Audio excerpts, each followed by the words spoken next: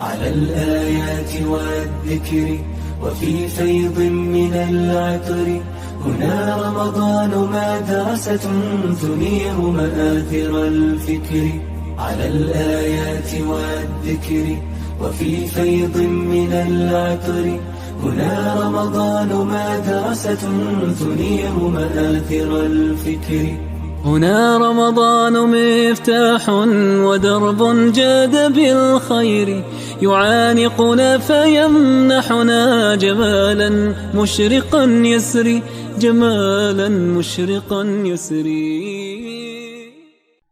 السلام عليكم ورحمة الله وبركاته. بسم الله الحمد لله والصلاة والسلام على رسول الله وعلى آله وصحبه ومن اتبع هداه أما بعد. Sahabat LC yang dirahmati Allah, bersyukur kepada Allah Subhanahu wa Ta'ala kita semua dengan kedatangan bulan Ramadan ini.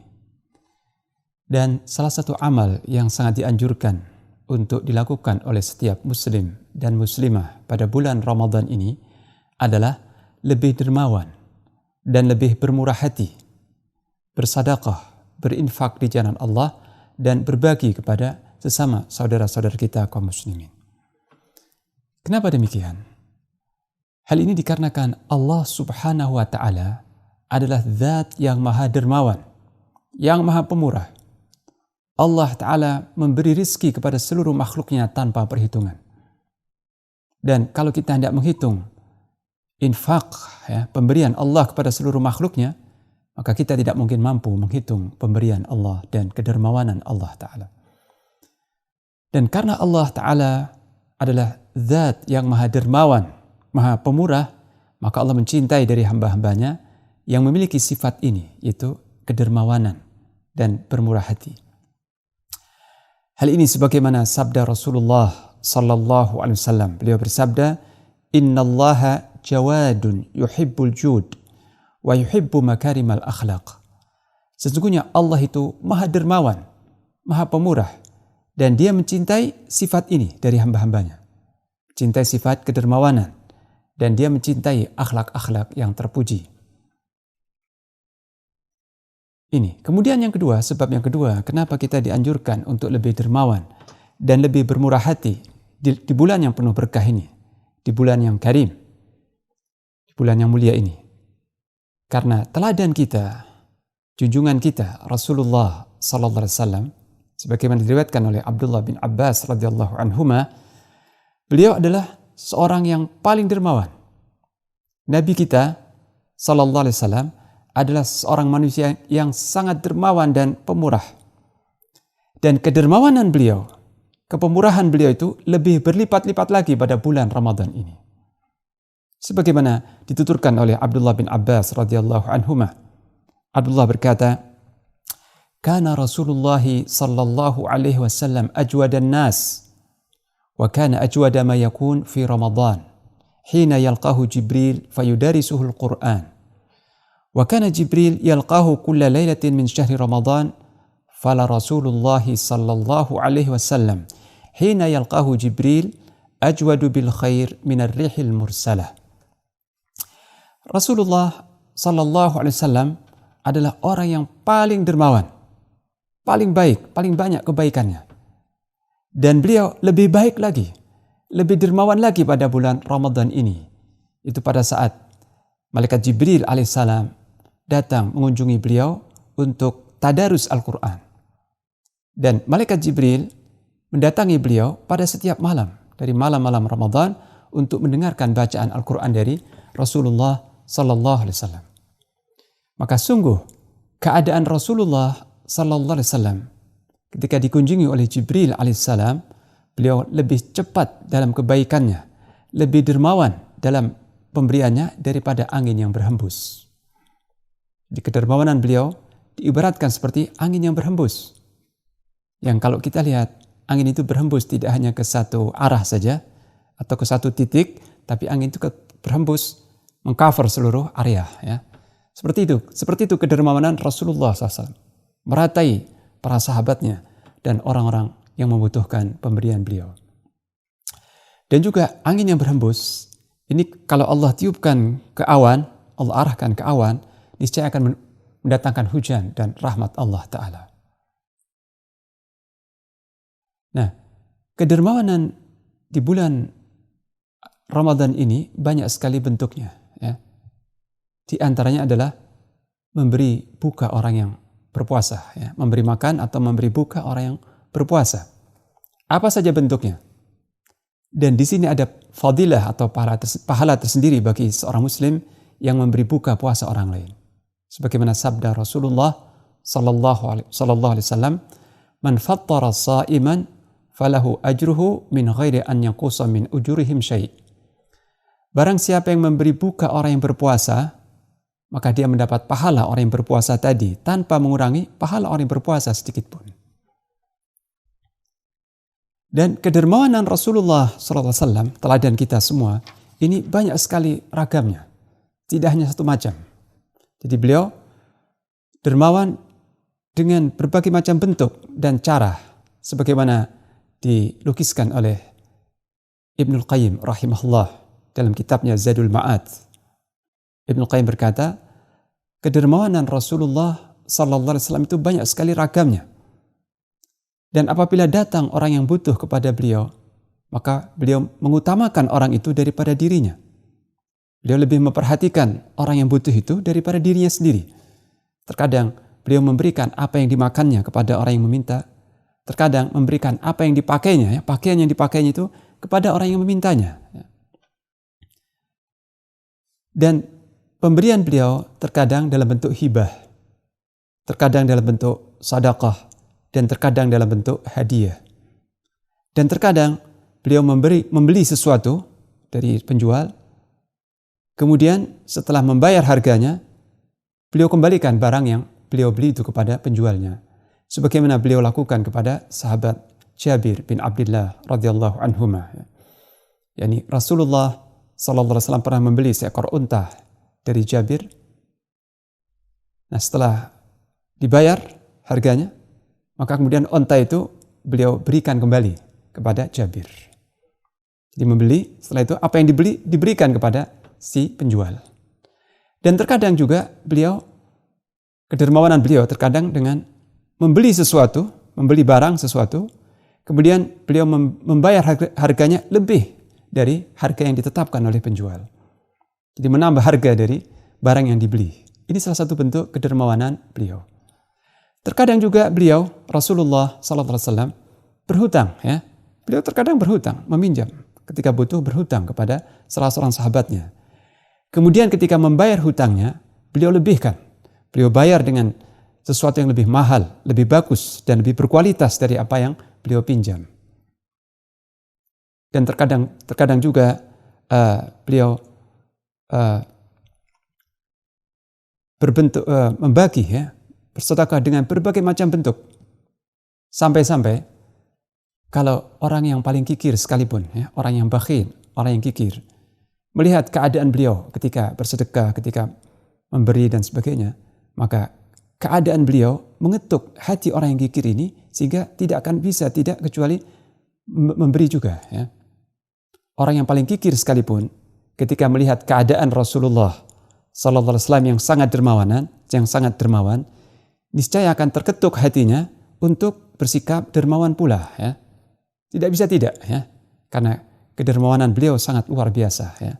Mempengaruhi para sahabatnya, ya.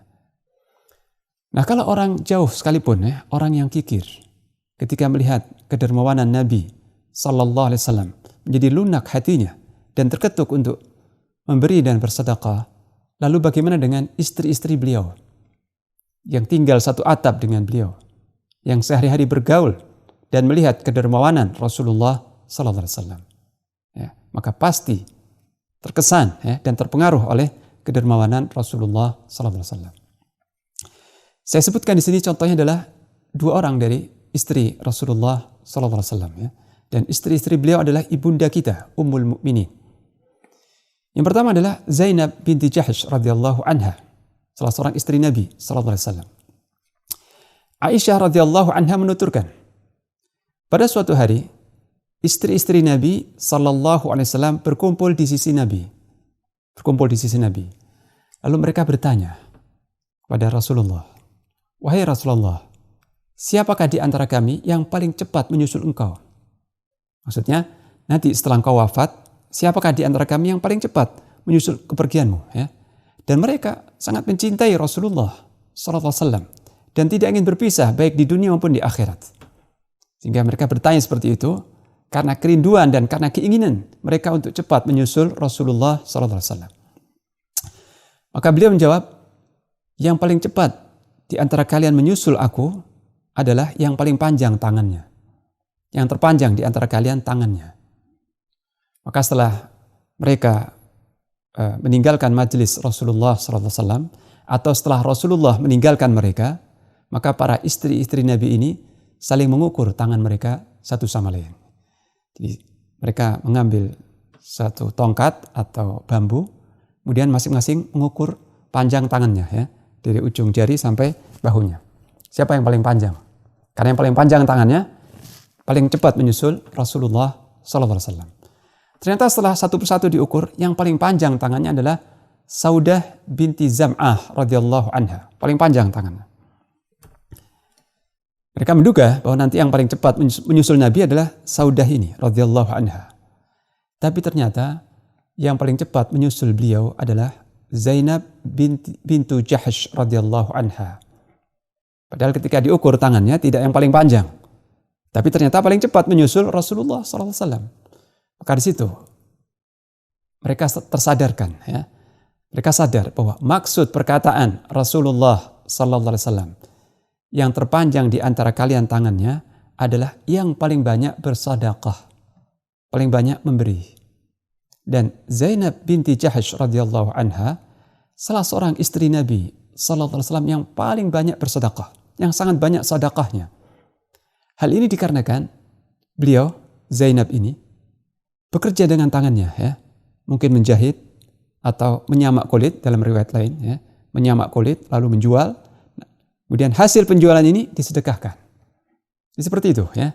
Beliau bekerja dengan tangannya, kemudian keuntungannya atau hasilnya semuanya disedekahkan untuk fakir miskin.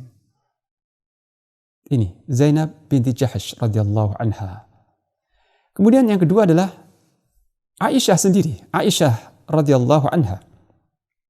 Dan terkait dengan Aisyah radhiyallahu anha ini ada sebuah kisah yang unik, ya. Aisyah menuturkan, suatu hari keluarga Nabi SAW menyembelih seekor kambing. Jadi keluarga Nabi, ini istri-istri beliau, anggota keluarga Nabi menyembelih seekor kambing. Kemudian tanpa disuruh oleh Nabi, mereka bersedekah dengan daging yang disembelih ini, membagi-bagi kepada para tetangga dan orang-orang yang membutuhkan. Kemudian setelah itu datang Rasulullah SAW dan bertanya kepada keluarganya, ya, kepada istri-istrinya, ma baqiya minha, apa yang masih tersisa dari seekor kambing ini? Apa yang masih tersisa yang belum disedekahkan? Aisyah menjawab, ya, Aisyah berkata, ma baqiya minha illa katifuha. Tidak ada yang tersisa dari kambing ini kecuali pundaknya. Ini semuanya sudah habis disedekahkan, dibagi-bagi. Yang tersisa cuman pundaknya, ya. Aisyah berkata, semuanya sudah habis, tidak ada yang tersisa kecuali pundaknya. Maka kemudian Nabi SAW bersabda, baqiya kulluha ghaira katifiha. Semuanya masih utuh kecuali pundaknya. Kecuali pundaknya yang justru sudah habis. Nah, dengan perkataan ini beliau tidak mengajarkan kepada istri-istrinya, kepada keluarganya, bahwa apa yang disedekahkan dari kambing tadi itu kekal, itu justru awet dan kekal, tidak habis. Sedangkan apa yang dimakan itu justru yang habis. Jadi ini Nabi, ya, mengajarkan kepada istri-istrinya untuk tidak ragu-ragu dan tidak tanggung-tanggung, ya, kalau bersedekah, ya. Justru yang disedekahkan itu yang awet, yang kekal. Yang dimakan itu yang justru habis. Hal ini sebagaimana firman Allah Ta'ala, ma indallahi baq. Allah Ta'ala berfirman, wa ma indakum yafna, wa ma indallahi baq. Dan apa saja yang di sisi kalian itu akan habis. Wa ma indakum yanfad, wa ma indallahi baq. Apa saja yang di sisi kalian, apa saja, makanan, pakaian dan sebagainya akan habis. Tapi apa yang di sisi Allah berupa pahala itu akan kekal. Ini adalah sebuah tarbiyah ya. Bagaimana Rasulullah mentarbiyah istri-istrinya untuk dermawan dan gemar bersedekah. Dan Rasulullah sendiri juga dermawan dan sangat mencintai sedekah. Maka kita lihat bagaimana perilaku Aisyah radhiyallahu anha setelah wafatnya Rasulullah sallallahu alaihi wasallam. Setelah beliau wafat, setelah Rasulullah wafat dan kembali menghadap Allah Ta'ala. Para penulis sirah menuturkan ya, Ibnu Sa'ad menuturkan dalam kitab At-Tabaqatnya ya, dalam kitab At-Tabaqat. Suatu hari Khalifah Muawiyah radhiyallahu anhu mengutus seseorang kepada ibunda kita Aisyah radhiyallahu anha untuk membawa 100.000 dirham. Jadi Muawiyah radhiyallahu anhu mengutus seseorang untuk memberikan kepada Aisyah 100.000 dirham. Nah, 100.000 dirham itu kalau dikurskan dengan rupiah mungkin 500 miliar atau lebih ya. Jadi pemberian yang sangat banyak, harta, uang yang sangat banyak. Nah, setelah pemberian dari Muawiyah ini sampai kepada Aisyah radhiyallahu anha, sampai di waktu duha, maka sebelum sore hari harta sebanyak itu sudah habis. Dibagi-bagi kepada tetangga-tetangganya dan orang yang membutuhkan di kota Madinah. Sampai-sampai pelayan Aisyah radhiyallahu anha ya, berkata di sore hari setelah habis dibagi, pelayan perempuan Aisyah berkata kepada Aisyah, "Wahai ibunda, seandainya engkau sisakan 1 dirham saja dari harta itu untuk membeli daging untuk kita makan bersama." Maka Aisyah berkata, "Seandainya engkau mengingatkan aku sebelum ini, tentu aku lakukan." Nah, subhanallah ya. Jadi harta sebesar itu, sebanyak itu, 100.000 dirham, tidak sampai malam hari sudah habis dibagikan kepada orang-orang yang membutuhkan. Sampai-sampai Aisyah sendiri lupa menyisakan 1 dirham saja untuk membeli sepotong daging untuk dikonsumsi buat dirinya dan pelayannya. Ini peristiwa pertama. Peristiwa kedua adalah hal yang mirip seperti itu, tapi kejadian yang berbeda ya. Kali ini Abdullah bin Zubair radhiyallahu anhu. Abdullah bin Zubair radhiyallahu anhuma. Dan Abdullah bin Zubair ini keponakan Aisyah karena ibunda dari Abdullah bin Zubair adalah Asma binti Abi Bakar radhiyallahu anha. Jadi ibunda Abdullah bin Zubair dan Aisyah ini adik kakak. Nah, Abdullah bin Zubair radhiyallahu anhu menghibahkan kepada Aisyah 100.000 dirham juga. Memberikan kepada Aisyah setelah wafatnya Rasulullah sallallahu alaihi wasallam 100.000 dirham. Maka begitu datang pemberian dari Abdullah bin Zubair ini, Aisyah minta kepada pelayannya supaya diambilkan sebuah piring, sebuah tempat seperti nampan gitu. Kemudian harta itu dituangkan ke nampan tadi, kemudian dibagi-bagi oleh Aisyah. Dibagi-bagi, kelompok-kelompokkan. Kemudian Aisyah menyuruh pelayannya, khadimahnya untuk membagi, ya, untuk memberikan beberapa bagian tadi itu kepada orang-orang yang membutuhkan di sekitarnya. Ya. Nah, sebelum sore hari, 100.000 dirham itu sudah habis. Dan ketika itu Aisyah dalam keadaan berpuasa. Ya. Beliau siap berpuasa. Maka kemudian menjelang berbuka puasa, Aisyah berkata kepada pelayannya yang tadi membagi-bagi harta tadi, "Tolong ambilkan untukku makanan untuk berbuka puasa." Ya. Aisyah berkata kepada pelayannya, "Tolong, wahai pelayan, ambilkan untukku makananku untuk berbuka." Maka pelayannya berkata, "Wahai ibunda, seandainya tadi engkau sisakan 1 dirham saja untuk membeli sepotong daging buat kita."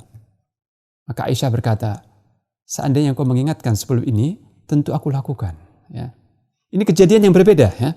Mirip dengan kejadian yang pertama, tapi berbeda. Peristiwa kedua. Nah, kita lihat ya. Aisyah radhiyallahu anha ketika sedang berpuasa, datang rizki Allah yang tidak diduga-duga. Sebelum datang waktu berbuka, sudah habis itu. 100.000 dirham sudah habis disedekahkan, dibagi-bagikan. Sehingga beliau lupa untuk membeli sepotong daging buat berbuka puasa. Ya. Jadi karena kedermawanannya, beliau lupa untuk dirinya. Ya. Lupa menyisakan dari harta yang banyak itu satu dirham saja untuk dirinya. Lupa karena kedermawanannya. Ya. Dan baru ingat ketika diingatkan oleh pelayannya.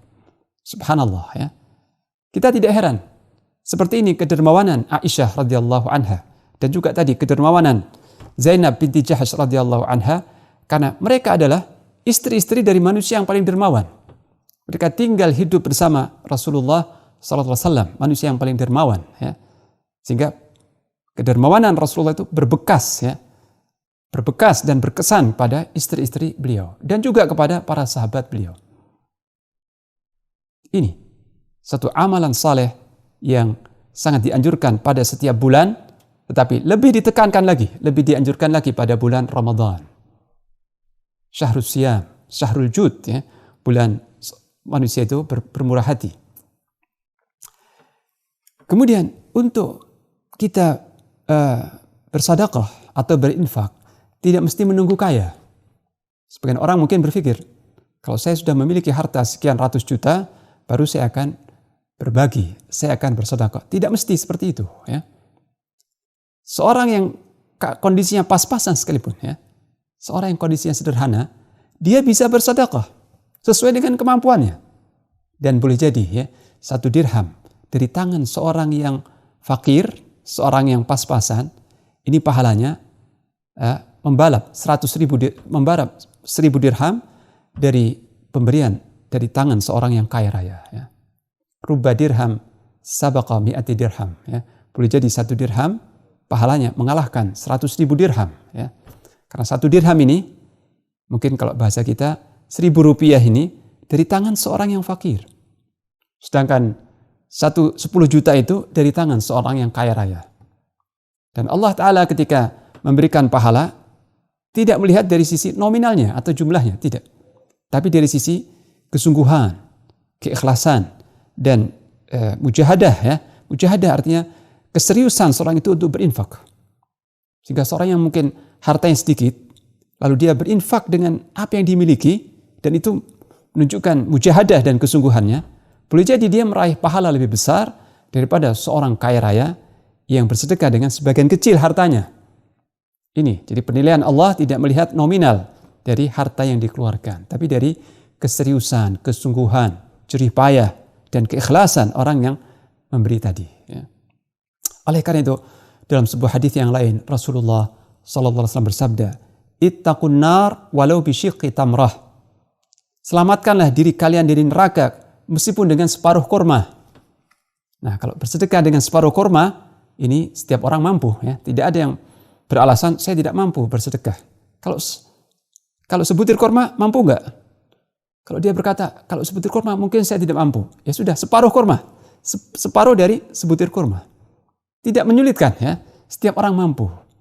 Nah, hadis tadi menunjukkan, ya, selamatkanlah diri kalian meskipun dengan separuh kurma, menunjukkan bahwa sedekah itu akan menjauhkan seseorang dari neraka, ya. Dengan seorang itu banyak bersedekah dengan semampunya, maka itu akan membuat jarak antara dia dengan neraka semakin jauh. Berarti seorang yang setiap hari bersedekah, setiap hari dia berbagi, maka semakin jauh jaraknya dari neraka, ya. Semakin selamat dari neraka. Ini. Di samping itu pula, orang yang bermurah hati dan bersedekah, memberi dengan apa yang dia mampu, dengan penuh keikhlasan, dia tidak hanya mendapatkan doa dari manusia. Sangat boleh jadi orang yang diberi itu akan mengucapkan jazakallahu khairah.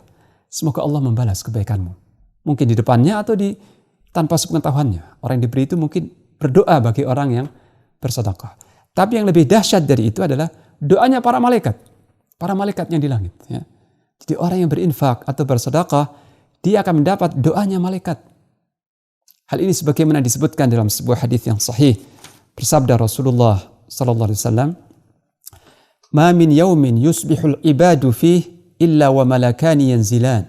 Fayaqulu ahaduhuma, Allahumma a'ti munfiqan khalafa, wa yaqulu al-akhar, Allahumma a'ti mumsikan talafa." Bersabda Rasulullah sallallahu alaihi wasallam, setiap manusia berpagi hari, ya, setiap pagi ketika manusia berpagi hari, ada 2 malaikat yang turun dari langit. Untuk apa? Untuk berdoa, ya. 2 malaikat yang turun dari langit untuk berdoa. Berdoa bagi siapa? Bagi orang yang bersedekah pada hari itu.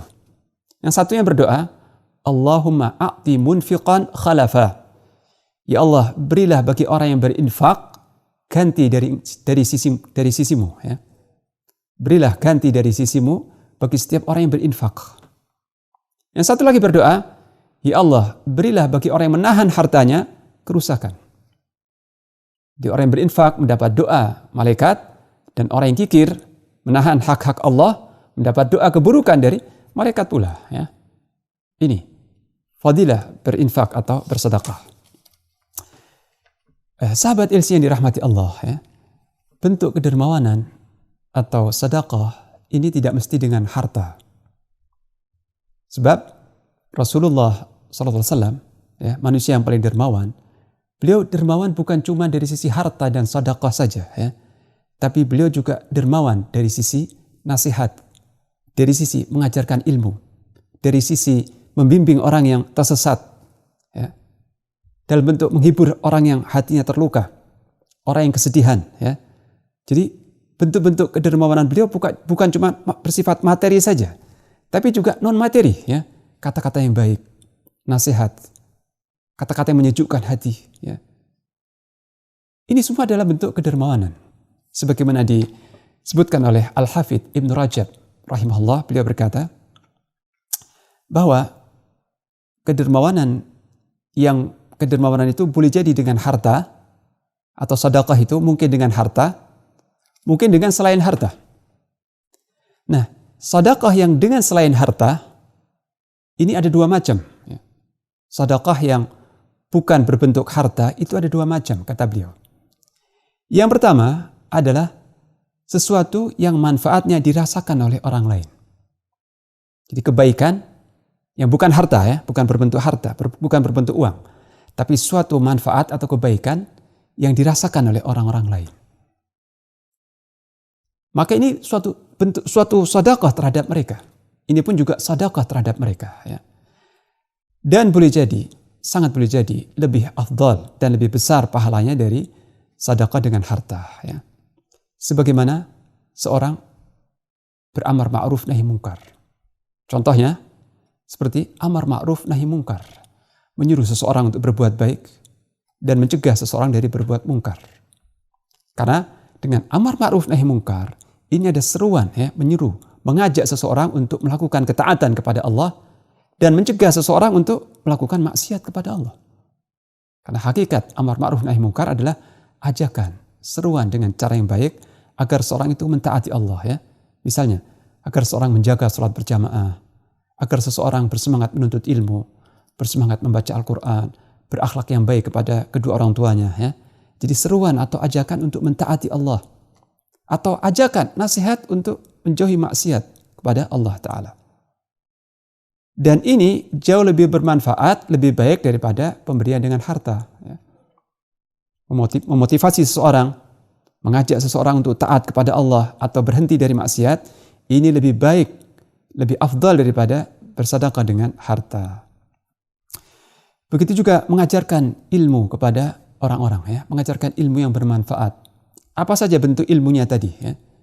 Juga mengajarkan orang yang tidak bisa membaca Al-Quran supaya bisa membaca Al-Quran.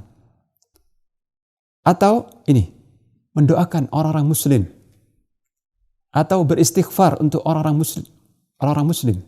Seperti seorang mengucapkan, Allahumma ighfirli walil muslimin wal muslimat. Ya Allah, ampunilah aku dan untuk kaum muslimin serta kaum muslimat seluruhnya. Ini bentuk sedekah yang tidak berupa harta, ya. Atau menghindarkan gangguan dari orang-orang muslim.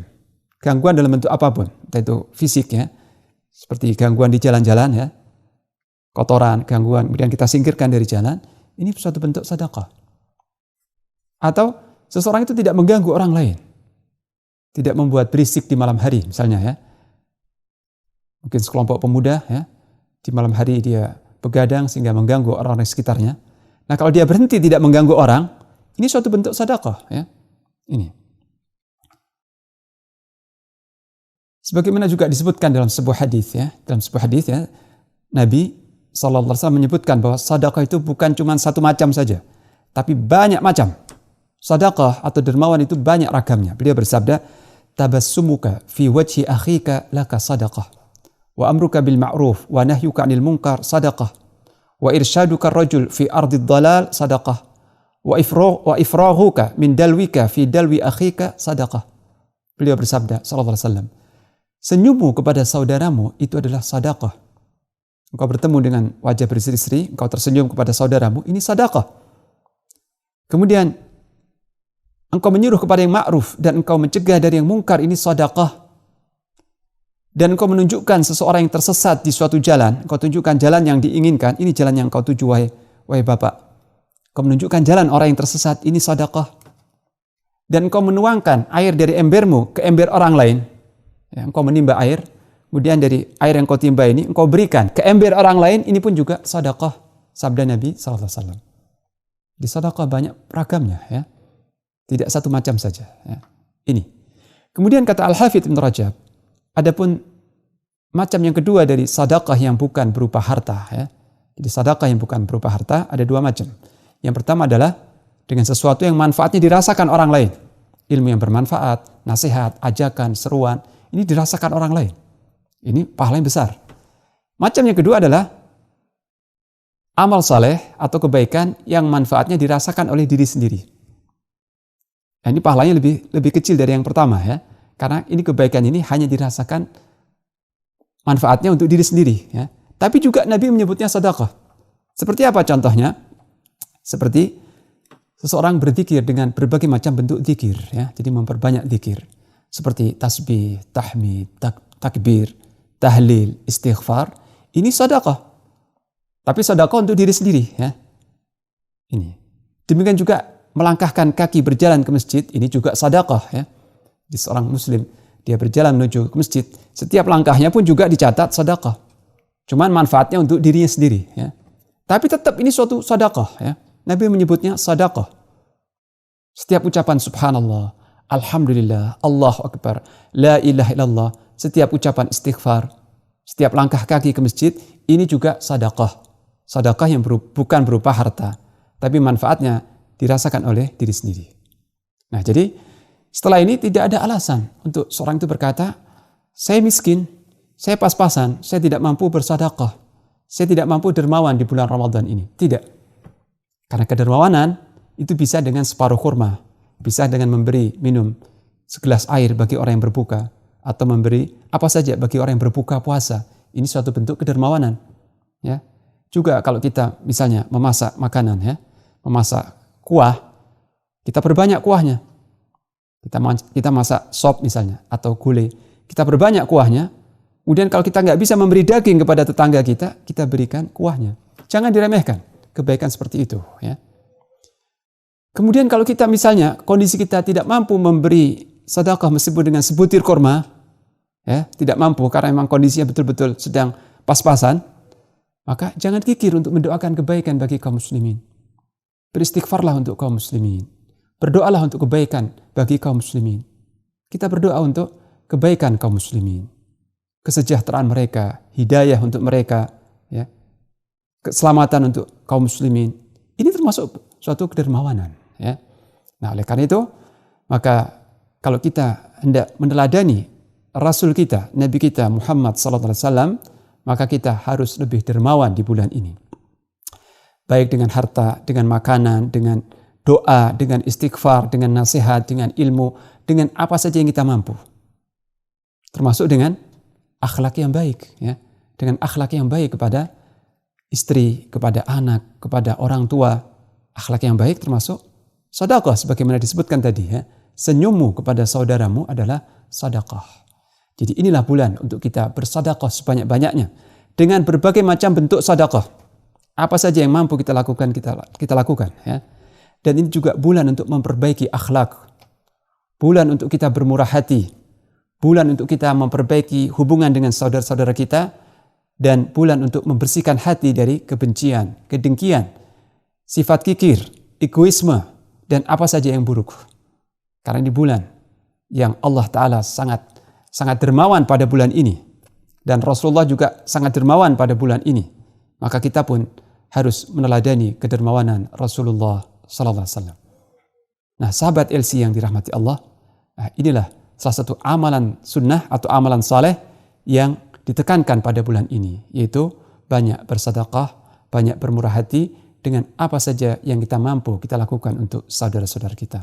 Nah akhirnya semoga Allah Ta'ala memberikan kita taufik untuk beramal soleh semaksimal mungkin di bulan ini, seikhlas mungkin, dan dengan berkualitas sebaik mungkin. Ya. Dan semoga Allah Ta'ala menerima seluruh amal soleh kita dan mencatat pahala puasa, qiyam, dan sedekah kita. Demikian yang dapat saya sampaikan. Wassallallahu ala nabiyina Muhammad wa ala alihi wa sahbihi wasallam. Wassalamualaikum warahmatullahi wabarakatuh. على الآيات والذكر وفي فيض من العطر هنا رمضان مدرسة تنير مآثر الفكر على الآيات والذكر وفي فيض من العطر هنا رمضان مدرسة تنير مآثر الفكر هنا رمضان مفتاح ودرب جاد بالخير يعانقنا فيمنحنا جمالا مشرقا يسري جمالا مشرقا يسري